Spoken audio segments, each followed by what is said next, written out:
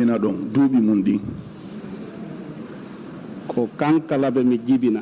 Je suis né à Kankalabe. Quand? Hitande honde. En 1977. 1977.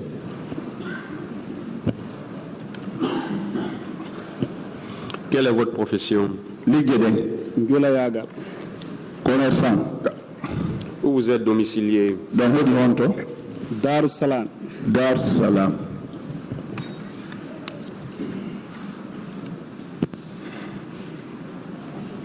Veuillez expliquer au tribunal ce qui s'est passé. Joni sifane tribunal on ko feƴƴi ko. Ok. Ok. Mais fokkutumi ka stade 28 septembre. On a fait le départ pour le stade 28 septembre. Bindi. Le matin. Mais hamen hewtoy. Ils sont partis jusqu'à ce que nous sommes arrivés. Mais naati men jooɗi ka tribune. Nous sommes rentrés, on s'est installés aux tribunes. Opposant ɓen fuɗɗi wownugol. Les opposants ont commencé à parler. Tawi fof ɓe gaynali naatugol. Ils n'étaient pas tous rentrés. Ok. Monsieur Jean-Marie Doré. Monsieur Jean-Marie Doré. mi yii hino ronda. On a vu Jean-Marie Doré, il était soulevé par la foule. Ok. Ok, ko natata ɗum miɗen nande hito tir moƴƴa ka ɓawo stade. Au moment où il rentrait, on écoutait, on entendait des tirs nourris derrière le stade. Ok, ɓata e fellugol ngol ɗuuɗi. Comme les tirs étaient intenses maintenant, min immi. On s'est levé. Min e sukamo mi wondino on. J'étais avec un jeune. Min jeeyi ka tribune dow. Ils ont monté en haut vers les tribunes là-bas. Min daari ko honɗum woni fellude. Est ce que ko nder ga ka ko ɓaawo? C'était pour observer quels sont ceux qui tirent. Est ce que c'est de l'intérieur ou c'est de l'extérieur de là où on était. Après mi yi woɓɓe maɓɓe no naata. On a vu d'autres qui rentraient. On tuma ɗimmo jango minni a rewren ɗo tippoɗen. Mon ami m'a dit, descendons ici, on va passer par là. Minni mon no, fewndo se naate en fotta e maɓɓe. Si on rentre maintenant là, on va les rencontrer. Il dit, mais qu'est-ce qu'on va faire? Allons-y s'asseoir à côté des opposants. Tout ce qui va les arriver, ça va nous arriver aussi. Ok, mais donc nous sommes partis s'installer là-bas. En ce moment, on regardait de gauche à droite. Les tirs étaient intenses, ils avaient entouré le stade. Après, j'ai regardé à gauche. J'ai vu les bérets rouges qui tiraient en venant. Après, je l'ai fait comme ça, j'ai dit allons-y. Lui n'a pas pu se lever là où il était assis. Après, moi, j'ai monté les grillages pour partir de l'autre côté de la tribune. J'ai continué sur les grillages là-bas jusqu'à la sortie, là où les joueurs sortent là. Je suis descendu par là-bas pour aller vers la sortie. J'ai trouvé les gens qui étaient tombés, c'est devenu des tatas comme ça. Après, j'ai dit de choisir comment marcher sur les gens là.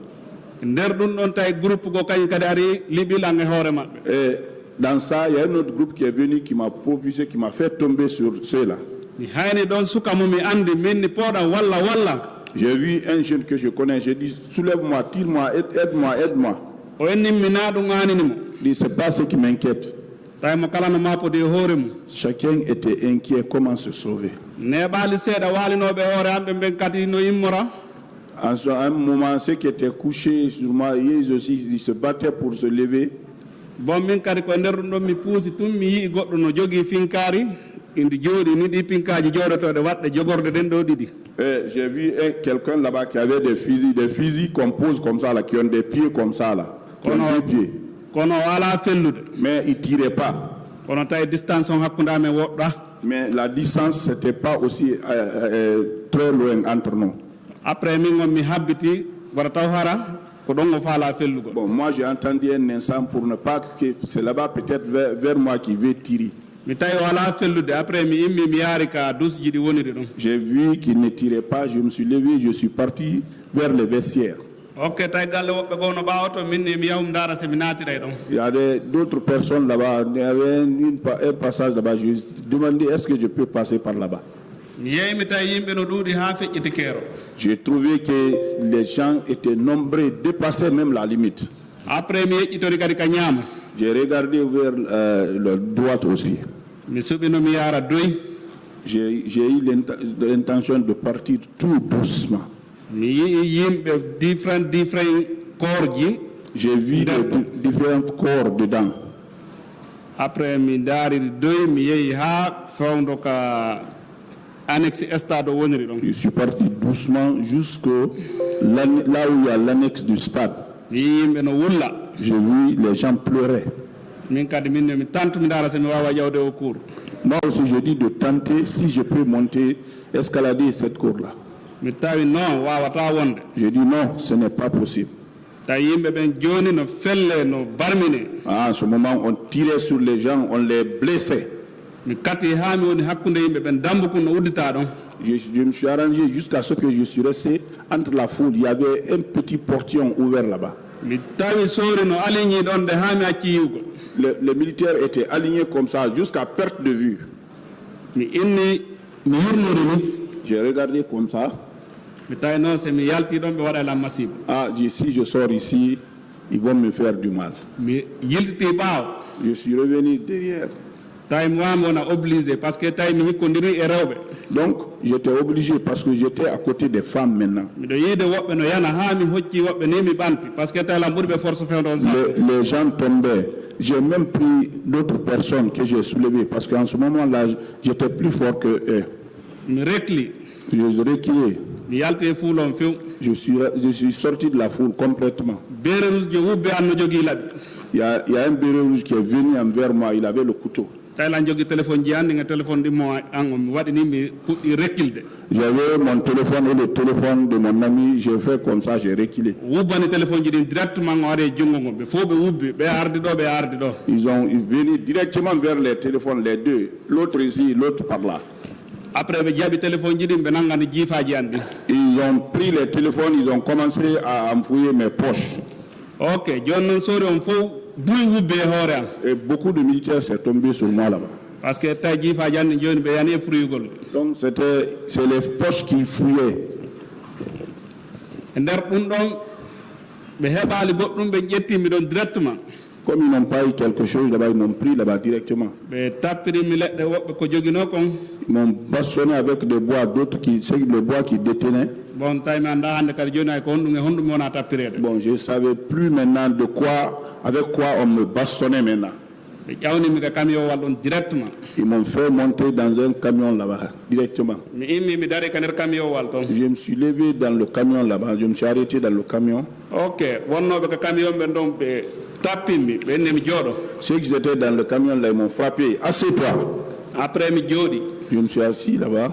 mi fuɗɗi yurnorade kadi ka ɗuma e ka budde ni. Bon, il y avait les petits trous, les persiennes du camion, je regardais à travers ça. Après goɗɗo e maɓɓe ari kadi tappinmi inni koye mi jooɗo mi focco. L'autre aussi, il est venu me taper. Il faut étaler tes pieds. Assieds-toi. Ok, joni noon ɓe fuɗɗi addirde noon yimɓe ɓen seeɗa seeɗa. En ce moment, ils ont commencé à envoyer des gens petit à petit. ɓe addi ha camion wal ngal heewi tef. Ils ont envoyé jusqu'à ce que le camion était plein. ɓe waɗi massacre maɓɓe on ha ɓe gayni. Ils ont fait leur massacre jusqu'à finir. ɓe ƴetti camion wal ngal. Ils ont pris le camion. ɓe waɗi siré. Ils ont mis sirène. ɓe yalti ka terrasse Dixine. Ils sont sortis du terrasse de Dixine. ɓe fewtiri ardugol pont vi novembre ga. Ils ont tourné vers le pont 8 novembre ici. min ardi ha 8 novembre ɗo Nous sommes venus jusqu'au niveau de 8 novembre. ɓe tourni ɓe nangi corniche o ngal Ils ont tourné pour les corniches. min yaari dixi Nous sommes venus vers Dixine. min hettoye fewno dixi ka on échangeur la Nous sommes venus à Dixine vers l'échangeur. direct min nangi prince o ngal ɗon On a emprunté la route de Prince maintenant. min yehi min tipporo aéroport to Nous sommes partis redescendre à l'aéroport là-bas. min naato e kan Alpha Yaya Nous sommes rentrés dans le camp Alpha Yaya. fewni ɗon nde haa ka présidence Ils ont direct à la présidence. ɓe droiti camion o wanga Ils ont cassé le camion e otoje ɗe ɓe joguinoɗe et d'autres véhicules qui détenaient. ɓe wi ɗon monsieur le président nani goɗɗo no wiya ɗon monsieur le président venez voir les ennemis de pouvoir J'ai entendu là-bas quelqu'un qui dit, Monsieur le Président, venez voir les ennemis du pouvoir. direct mbante horande J'ai soulevé ma tête. goɗɗo koñinmi ɗo Il y a quelqu'un qui m'a cogné ici. mi sikki hay horande ngi tellement que tawi koñande nde ko muusi Tellement que le coup était dur, je pensais que ma tête était enlevée maintenant, quoi. mi waɗi ni mi inni mi darista ɗe guite an no ndeɗo nde tappaka nde no yiwde J'ai fait comme ça pour voir, est-ce que là où on m'a tapé au niveau des yeux, est-ce que les yeux là, je peux voir avec ça maintenant? mi tawi ko niwre tun mi suti Ce que je voyais maintenant, c'était obscur devant moi. ɗon on hande kadi ko monnande koko yimɓe sonkata kon En ce moment-ci, je n'entendais que les cris des gens. direct e nder seeɗa seeɗa mi fuɗɗi yiwgol C'est petit à petit que j'ai repris la vue. en naɓiri men ɗon ka colonel Moussa Kegoro On nous a envoyé chez le colonel Moussa Tchegro. tawi ɗon mi fuɗɗike yiwgol En ce moment, j'ai commencé à voir. tawi beere rus no jokkingal otowal Il y a un béret rouge qui suivait ce véhicule. si wona mo leggal wo mi anda façon honɗum e honɗum ɓe jogui koɓe pire Les gens qui nous suivaient, si ce n'est pas un bois, je ne sais même pas avec les genres de choses qu'on nous bastonnait. ɓe tippini men ɗon Ils nous ont débarqué là-bas. ɓe fuɗɗi men noon piwde C'est en ce moment qu'ils ont commencé à nous frapper. mi décide mi tippota ko tinna J'ai décidé de ne pas descendre très tôt. jakata mi tippoto no tinna J'ai choisi la première variante, descendre rapidement. ɓe encercle gauche et droite Ils nous ont encerclé de gauche à droite. ɓe fuɗɗi men noon piwde C'est en ce moment qu'ils ont commencé à nous bastonner maintenant. tawi ɗon no waɗi pante escalier ji no woodi Ça, c'est une pente, il y a des escaliers. ɓe piya ɗon ne yimɓe ɓen ka yinnata ɗon a ƴawi ha hewtoye dow ton ɓe yiltintinama kadi On te bastonne. Quand tu veux escalader, tu veux monter jusqu'au niveau, on te fait reculer encore. ok min on mi ƴawi ha ka escalier ji dow toon de goɗɗo dampimi ɗo dampere Moi, je suis monté jusqu'au niveau des escaliers. Quelqu'un qui m'a donné un coup de pied ici. direct mi acciti ɗuma on fof mi yanoy ka binde mur Je suis tombé à côté du mur. ɓe ari ɓe tawimi ɗon Ils ont venu me trouver là-bas. ɓe haɓɓiti ko ɗon tigi tigi on ɓe waratanmi Ah, ils se sont dit peut-être qu'ils voulaient me tuer là où j'étais maintenant.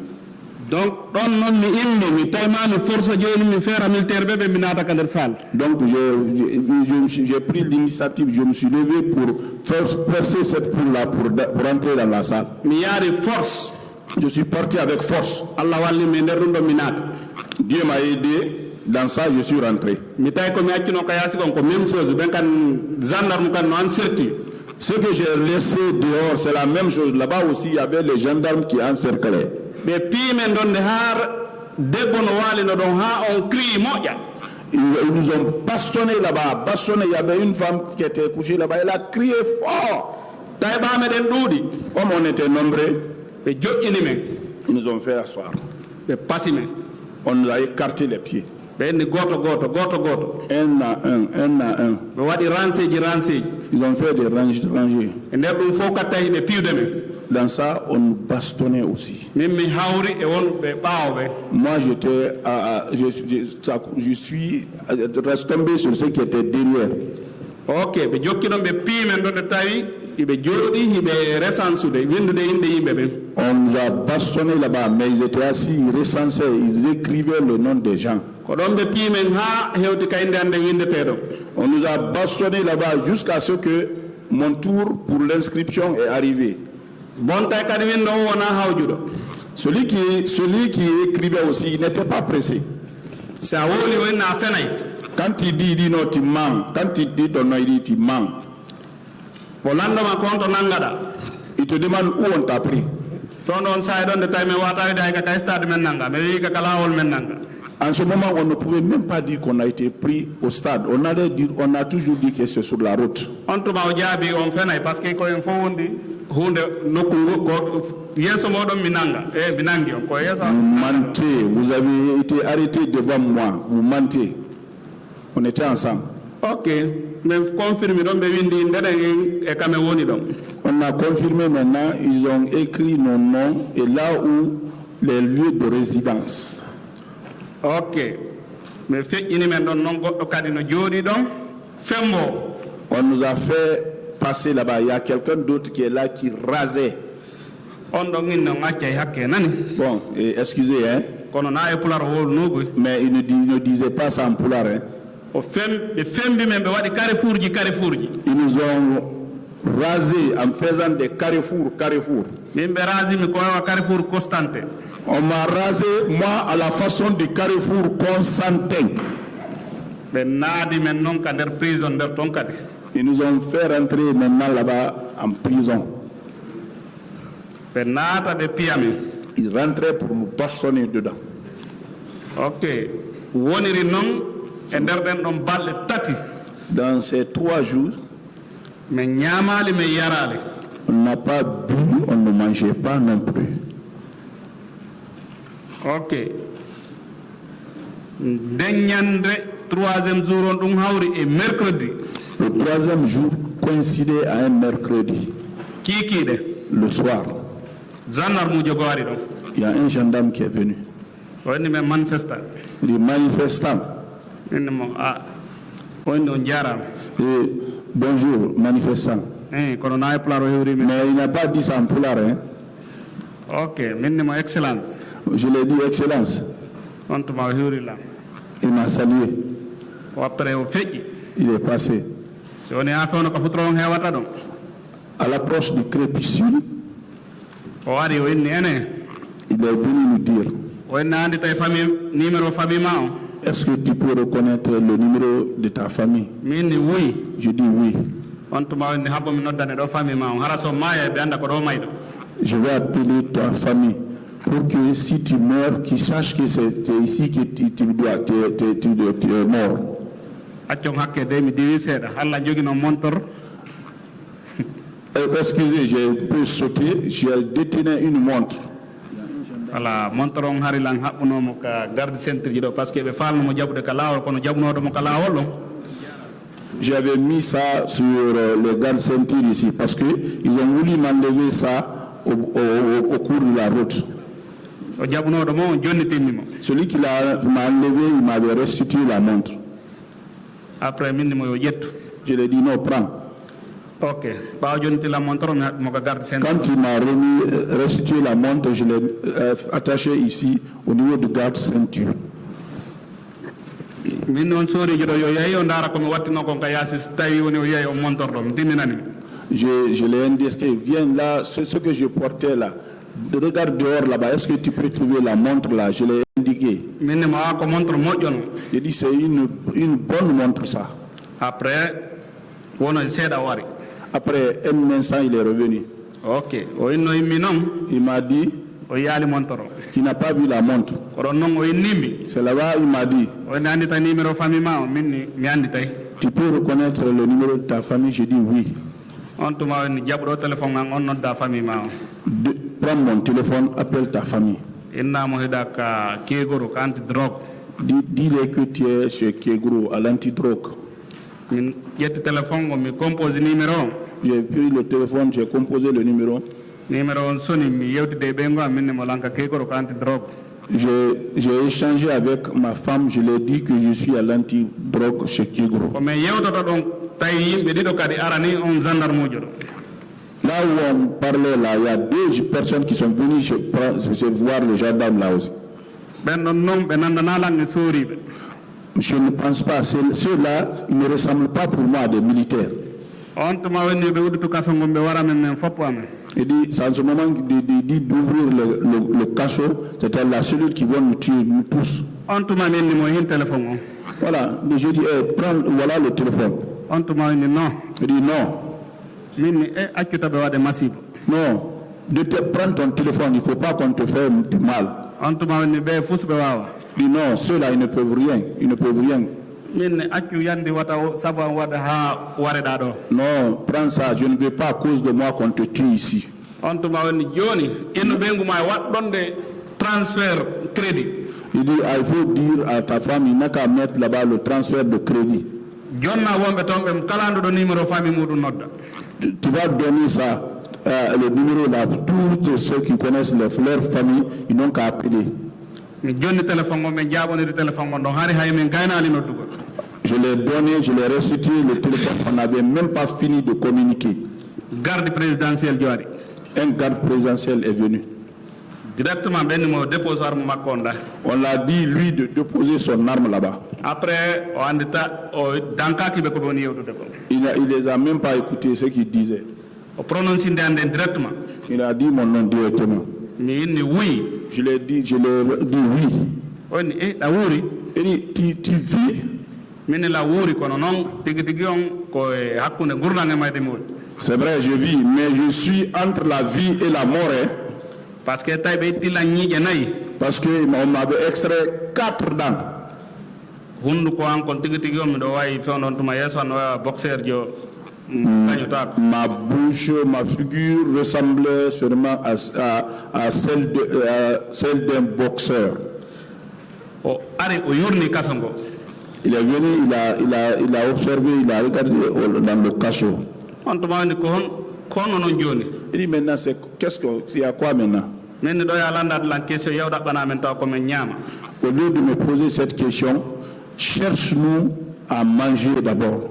On tuma to na o nandi kono ko garde mo ni. Il dit mais tu sais que je suis de garde comme ça? Men kono ay mi wattaki ay hunde kawon mi do den ni. Ouais, mais je n'ai rien, je ne suis pas habillé comme ça là où je suis. Glande ma nyande men nanga haado de men nyama me yara. Depuis qu'on a été pris, nous n'avons ni bu ni mangé. Après o yalti o sodano men biredi e ndiyan koya. Il est parti, il a acheté le pain et l'eau koya pour nous. Après mi hendi e sardi. Et chardine. Après mi hendi mi jetti biredi ko anko. O ni jabu do. On a refusé, j'ai pris le pain pour moi, il dit prends ça. Mi jonni hedditibe be mi inni wade sardi on ha gayno mo kala ngappa. J'ai dit j'ai remis le reste le reste aux autres. Mettez du chardine là-bas, chacun n'a qu'à prendre une partie. Bon, mais hendi biredi on tayo on tigi wata nyamde kono ma moda ko hendi donc. On a eu le pain, mais en ce moment-là, on ne pouvait pas manger, il fallait avaler. Ok. Wono donc ko wetata bimbi. Le lendemain matin, Tayimbe ari sera dongon fop tay mo kala famille mudum humpite ke meden sokinder. En ce moment, presque toutes les familles étaient au courant qu'on était dedans. Nder nyallangal fo tay mouvement no wadde ser. Toute la journée, il y a eu des mouvements à côté là-bas. Tay yimbe ben no addude nyameteji kono nyamete natali nder to. Les gens envoyaient à manger, mais le manger ne rentrait pas dedans. Bonde nyande ko sori be nyami luttini ko. Ce que les militaires ont mangé, le reste, après be jonni men. Ils nous ont donné le restant là. Mais nyami. On a mangé. Mais nani don directement hibe wadde réunion do ton ka présidence. On a entendu là-bas directement, il faisait une réunion à la présidence. Gendarme jogo wolani men do. C'est un gendarme qui nous a dit. OK, tay hibe propose nde nyande. En ce moment, ils avaient proposé ce jour. Be nada men ka biro ndertonde be inna wonde makko men sellu dale yobi men mbudi. Qui vont nous introduire dans le bureau là-bas pour dire que c'est celui d'Alain qui nous a donné de l'argent. Pour dire que c'est nous qui avons gâté la gendarmerie. C'est coïncidé, il y a une personne qui est rentrée dedans. Après, il y a eu tir là-bas. Après, garde présidentielle, les gardes présidentiels sont venus. Lui, on l'a enlevé là-bas directement, on l'a envoyé en prison. wono e ɗon hanka alan sara Il est resté là-bas jusqu'à vers 17h. pick-up uji kegoroɗen gaari ɗon Les pick-up de Kegro ont garé. ɓen sorte enna en Ils ont dit sortez un à un. min yaltiri goto goto Nous sommes sortis un à un. tawi gendarme makko no encercle ɗon ɓe kala no jogui finkari Ces gendarmes encerclés là-bas, chacun avait le fusil. ɓe inni kala doguɗo De celui qui fuit, ɓe jonnumo balwal celui qui tente de fuir, il faut lui donner une balle. après min ƴawri goto goto ka pick-up je Nous sommes montés un à un dans le pick-up. min fewtiri saare On a pris la direction de la ville. min ari PM3 Nous sommes venus au niveau de PM3. ɓe inni kaso gon ɗon no heewi Il dit, la cellule ici, elle est pleine. Hein. kono ɓe débrouille woɓɓe amen wona ɗon Bon, ils vont se débrouiller à ce que certains restent là-bas.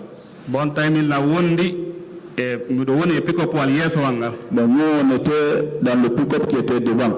tawi ko ɗon chef jo naɓuɗo men o woni Celui qui nous a envoyé le chef, lui aussi, il était dans ce pick-up-là.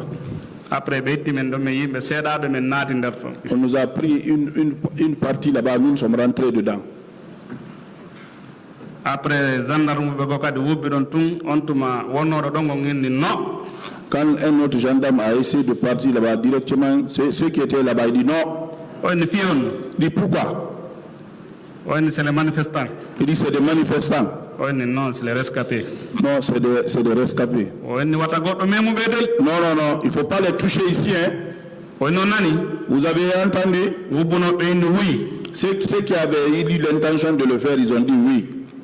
après ɓe naadi min ka nder kaso ɗon On nous a fait rentrer dans la cellule là-bas. pa min naati ɗo way wasque ka amen min woni Quand nous sommes rentrés là-bas, c'est comme si on était venu au domicile. min ñaami moƴƴa On a mangé bien, min looti on s'est lavé, ɓe addani min kaftane ils ont envoyé les boubous, min wawi wattade on a pu s'habiller. min woni ɗon balɗe Nous sommes restés là-bas quelques jours. tawi joni ñameteji komin wona addanede ko wawa e hewtugol men En ce moment-là, le manger qu'on nous apportait, ça nous arrivait maintenant. visiteur ɓe amen ɓe gatta min wawa e humpodirde e maɓɓe ɓe On pouvait rentrer en contact avec les visiteurs aussi. voilà e nder ɗum ɗon Dans ça, min heeɓi kadi saabu toujours on a eu encore d'autres personnes, toujours. wo koto an min kotirawanmo min Moi, mon grand frère, moi, o ɗaɓɓe connaissance on ha o heeɓi wawo men wallude min yalta il a cherché, il a trouvé une connaissance qui peut nous aider pour qu'on sorte. tawi hara ɗon o wona hay mbuuɗu min yooɓi Là, ce n'est même pas, on ne paye rien. ok wano téléphone ji koɓe jaɓuno juuɗe amen ko Mais comme les téléphones qu'ils avaient pris avec moi, tawi joni ɓe hulɓinde yimɓe amen ɓen mes frères, nos gens, so yimɓe ɓen noddi quand les gens appelaient, ɓenna oɗo maayi ben, on dit, ah, le propriétaire du téléphone, là, lui, il est décédé. woɓɓe in téléphone go ɓe wiya D'autres téléphones, ils disent, ɓenna so gaddali mbuuɗi si vous n'envoyez pas l'argent, mais wara mo makko on va les tuer. o par ce que tawi joni o andi inde ande Parce qu'en ce moment, il a connu mon nom. alpha amadou balde Alpha Amadou Balde. joni noon ɓe anda una famille an tu woni noddude toon Bon, et ils ne savaient pas que ce n'est pas ma famille seulement qui appelait là-bas. kala nanɗo ɗum ɗon maapo doga kadi arda ka amen Tous ceux qui vont apprendre ça, ils sont inquiets, ils prennent la route, ils viennent vite chez nous. holla famille an on ɓe holliri ni ka téléphone Ah, ils viennent dire à ma famille, ah, ils ont dit ça au téléphone comme ça, ils ont dit comme ça. mo kala e quartier on ɗon e connaissance ji ko on tigi jogui kon Dans le quartier là-bas, et toutes les connaissances que j'avais là-bas, mo kala immi dari fino min hettora ils se sont tous arrêtés pour que je puisse sortir là-bas. woɓɓe waɗa volonté hoore mo mbuuɗi koɓe landi kon ɓe naɓa hara ɓe consultale hay famille on mbaɓe si yitti ɓe renti famille on few ɗon saaha ɗon ɗe hino empêche D'autres, de leur volonté, l'argent demandé, ils partaient avec l'argent sans même consulter la famille parce qu'ils savaient l'état de la famille en ce moment-ci. tawi circulation nduɗa e saare nde En ce moment, la circulation, elle n'était pas dense en ville. tawi wonɓe men ɗaɓɓutude ɓen kadi Ceux qui nous recherchaient aussi, hiɓe agresseude ɓe moƴƴa on les adressait aussi, eux aussi. wona wonnoɗo la ɗaɓɓutude goo Comme quelqu'un qui me recherchait, une personne qui me recherchait, onno ɓe nangunomo lui aussi il a été pris. ɓe tawniri men mo kangal fa yaya Il est venu nous rejoindre à Kang Alpha Air. ɓe piimo ha o deƴƴiti lew On l'a bastonné jusqu'à ce qu'il s'est calmé totalement. ɓenni luy oɗo maayi Il dit, ah, celui-là, il est mort. neɓali seeɗa o mimminoyi Ah, mais un instant, il s'est remué. ɓe poodimo ɓe daasi ɓe naadi ka nder kaso On l'a tiré, on l'a fait rentrer dans l'eau. Dans la kono prison. noon kangal fa yaya ɗon Je vous dis, Kang Alpha Air là-bas, wona wiigol ko bimbi walla ko kikkiɗe ko leer wo leer hiɓe raflo yimɓe hiɓe adde ce n'est ni le matin ni le soir. À tout moment, on raflait les gens, on les envoyait. aray ko ɗum ɗo